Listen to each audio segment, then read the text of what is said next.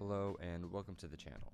In this video, I'll be describing a detailed guide on everything that new Battlefront players need to know in order to succeed. With the recent influx of new or returning Battlefront players, I decided this video would be useful to a lot of people. From tips as simple as playing the objective to tips like what type of star cards to use, this video will cover everything. Before I hop into the video, feel free to check out my Twitter account. Twitter is the best way to stay updated with the channel and ahead of the curve. When you go into your first game, the first thing you're going to want to do is to figure out which class is for you. It'll take a couple of lives with each class, but you should decide which class you're going to main with first. The Assault class is a good place to start, with its strong offensive weapons and push playstyle. Players coming from games like COD will likely find this the best class to use.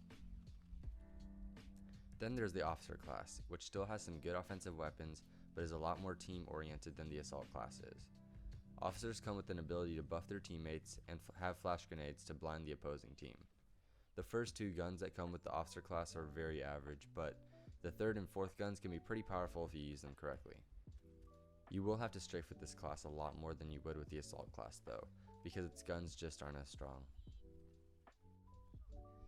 The Specialist and Heavy classes are a bit more niche, because Specialist is almost exclusively used in long-range sniping situations and can't be used successfully on certain maps, and Heavy is best for destroying objectives like vehicles. Heavy is definitely a lot more common than Specialist though, and can be a pretty good class with its 200 health points, as long as you can learn to maneuver with its slower speed when certain abilities are active. To go along with what class you want to main with, you should also look at the star cards. Star cards can help you customize your class a bit to mold to your playstyle. There won't be a ton of star cards at first, but as you rank up your class, more will show. I recommend checking the available star cards every time you rank up a class so you can stay updated.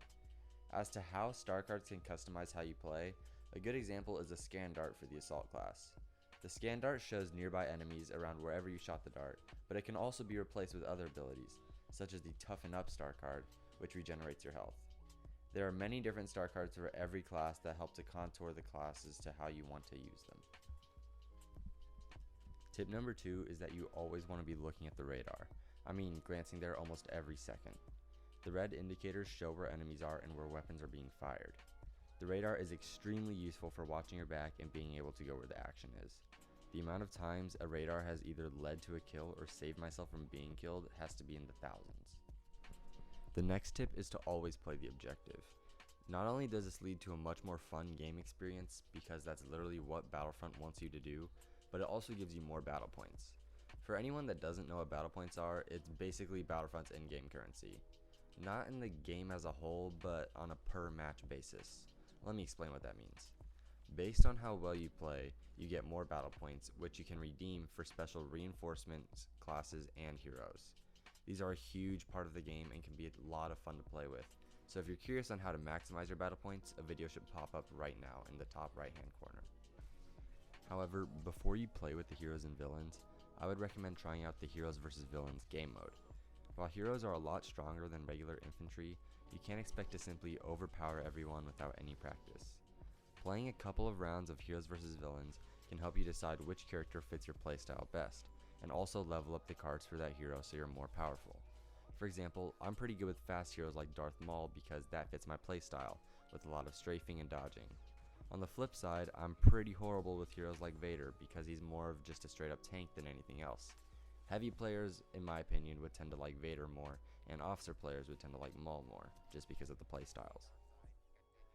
And overall, just play a ton. There's no magic secret that's going to put you at the top of the leaderboard instantly. Personally, I put in so many hours with the Officer class that my accuracy is really good and I know how to utilize my abilities and star cards to my advantage, but I'm not so great playing with other classes. I'm not saying you should focus on playing one class, because that was definitely a mistake that I made, but it is a good idea to main with one class so you can have a really solid foundation. Like, the reason that I'm so good with the Officer is because I'm used to the recoil on the gun, but since I didn't really play with the other classes, the recoil on those guns kind of messes my accuracy. Now I'm just going to get into some of the more laid back stuff that's just for fun rather than actual help. Definitely try out Starfighter Assault. It is a beautiful game mode with great controls and objectives.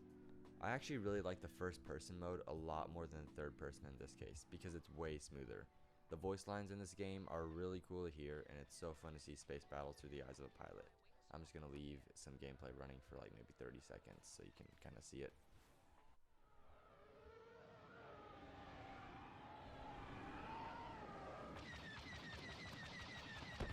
Making contact now.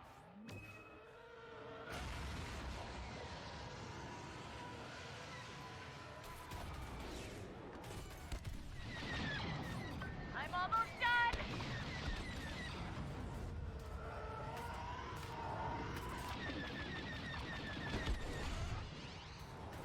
The Star Destroyer's shields remain intact, but the dock clamps powering them are vulnerable. We must defend them. You shook them off. Good job.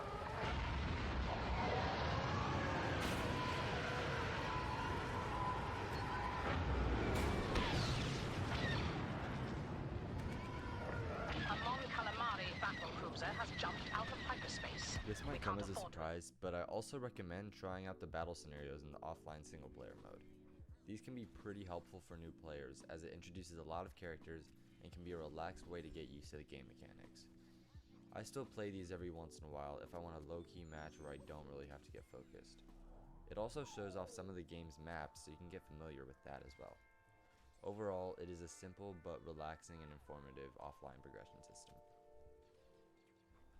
All in all, the game is $25 on Xbox right now, and it gets even cheaper when sales are on.